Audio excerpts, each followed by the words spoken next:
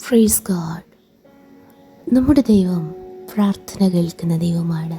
നിശ്ചയമായി നാം പ്രാർത്ഥിക്കേണ്ട വിധത്തിൽ പ്രാർത്ഥിക്കുമ്പോൾ കർത്താവ് നമുക്ക് വേണ്ടി അത്ഭുതങ്ങളെ ചെയ്തിരിക്കും. എന്നെ ശ്രവിക്കുന്ന എല്ലാ പ്രിയ ദൈവമക്കൾക്കും യേശു ക്രിസ്തുവിൻ്റെ നിസ്തുല്യ നാമത്തിലുള്ള എൻ്റെ സ്നേഹവന്ദനങ്ങൾ.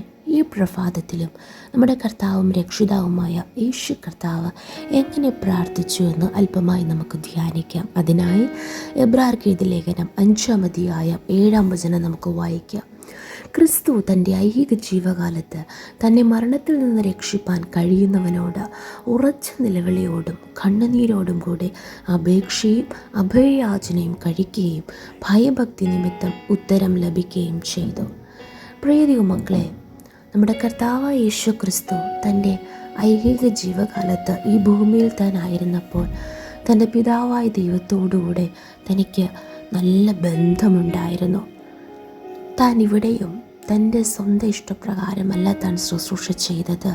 താൻ പ്രാർത്ഥിച്ച് പിതാവായ ദൈവത്തോട് ആലോചന ചോദിച്ചുകൊണ്ടാണ് ഈ ഭൂമിയിൽ ജീവിച്ചത്. അങ്ങനെ നമുക്ക് മുന്നേറാം. നമ്മുടെ ഏതൊരു കാര്യത്തിനും കർത്താവിനോട് നമുക്കത്ര ബന്ധമുള്ളവരായി നമുക്ക് കാണപ്പെടാം. ഒന്നാമതായി യേശു കർത്താവ് പ്രാർത്ഥിച്ചത് ഉറച്ച നിലവിളിയോട്. പ്രിയ മക്കളെ, അതൊരു പൂർണ്ണമായ ദൈവിക ആശ്രയത്തെ കുറിക്കുന്നു. ദൈവമല്ലാതെ നമുക്ക് ആരുമില്ല എന്നുള്ള ചിന്തയോടെ പൂർണ്ണമായി ദൈവത്തിൽ ശരണം പ്രാപിച്ച് നാം പ്രാർത്ഥിക്കുമ്പോൾ നിശ്ചയമായി കർത്താവ് നമ്മുടെ പ്രാർത്ഥനയ്ക്ക് മറുപടി നൽകും. നമ്മുടെ കർത്താവായ യേശു ക്രിസ്തു പോലും നിലവിളിയോടെ പ്രാർത്ഥിച്ചെങ്കിൽ നാം എന്തുമാത്രം. രണ്ടാമത് യേശു കർത്താവ് പ്രാർത്ഥിച്ചത് കണ്ണുനീരോടും കൂടെ. പ്രിയ മക്കളെ, നമ്മുടെ കണ്ണിൽ നിന്ന് വരുന്ന ഓരോ കണ്ണുനീർ തുള്ളികൾക്കും അതിന് കർത്താവ് പ്രതിഫലം നൽകും. നാം ഏതൊക്കെ വിഷയങ്ങൾക്ക് വേണ്ടിയാണോ കരയുന്നത്, കർത്താവ് കരയുന്നവരെ കണ്ട് മനസ്സലിയുന്ന ദൈവമാണ്. തകർന്നിരിക്കുന്ന ഹൃദയങ്ങളിൽ നിന്ന് അവരുടെ കണ്ണുകളിൽ നിന്ന് വരുന്ന കണ്ണുനീർ അത്ര വിലയേറിയതാണ്. കർത്താവ് അവർക്ക് സമീപസ്ഥനാണ്. പലപ്പോഴും നമുക്ക് വായ് കൊണ്ട് സംസാരിക്കുവാനോ പ്രാർത്ഥിക്കുവാനോ കഴിയാത്ത സാഹചര്യങ്ങളിൽ നമ്മുടെ കണ്ണുനീർ ദൈവത്തോട് സംസാരിക്കും. നമുക്കറിയാം, ഹന്ന കണ്ണുനീരോടെ മനോവ്യസനത്തോടെ പ്രാർത്ഥിച്ചു കരഞ്ഞു. ദൈവം പ്രവർത്തിച്ചു.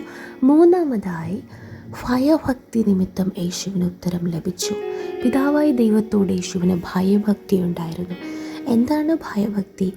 ഭയം മാത്രമല്ല, പിതാവായ ദൈവത്തോടുള്ള ആഴമായ റെസ്പെക്റ്റും, അത്രമാത്രം സ്നേഹവും.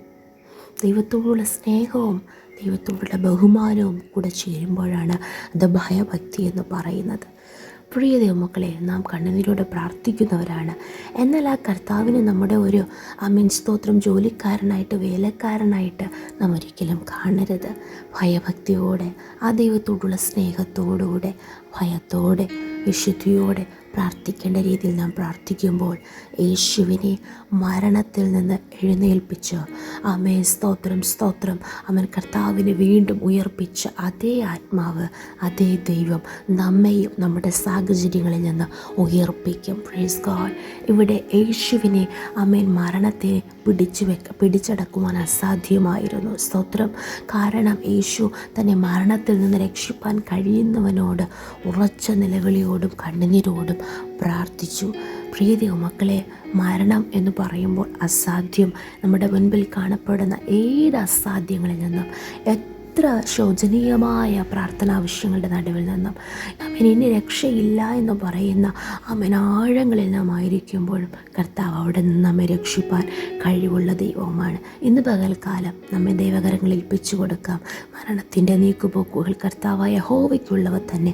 അങ്ങനെയാണെങ്കിൽ നാം ഇന്ന് ഏത് വിഷയത്തിന് വേണ്ടിയാണോ കർത്താവിൻ്റെ രക്ഷ നാം ആഗ്രഹിക്കുന്നത്, വിടുതൽ നാം ആഗ്രഹിക്കുന്നത്, അതിനുവേണ്ടി യേശു കർത്താവ് പ്രാർത്ഥിച്ചതുപോലെ ഉറച്ച നിലവിളിയോടും കണ്ണുനീരോടും ഭയഭക്തിയോടും കൂടെ നമുക്ക് ദൈവസന്നിധിയിൽ പ്രാർത്ഥിക്കാം.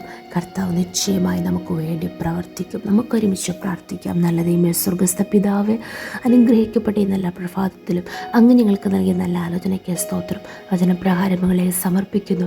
കർത്താവെ, അങ്ങ് പ്രാർത്ഥിച്ചതുപോലെ കർത്താവെ അങ്ങയുടെ പാത പിന്തുടരുവാൻ ഞങ്ങളെ തന്നെ ഏൽപ്പിക്കുന്നു. കർത്താവെ, നിലവിളിയോടും കണ്ണുനീരോടും ആവശ്യബോധത്തോടും കൂടെ കർത്താവ് ഭയഭക്തിയോടെ കർത്താവെ പ്രാർത്ഥിച്ച് ദൈവിക അനുഗ്രഹങ്ങൾ പ്രാപിക്കുവാൻ അസാധ്യങ്ങൾ സാധ്യമാക്കുന്നത് ദൈവപ്രവൃത്തി വെളിപ്പെടുന്നത് നമ്മുടെ കണ്ണുകളാൽ കാണുവാൻ അനുഭവിക്കുവാൻ ഇവ സഹായിക്കുന്നതിനായി സ്തോത്രം.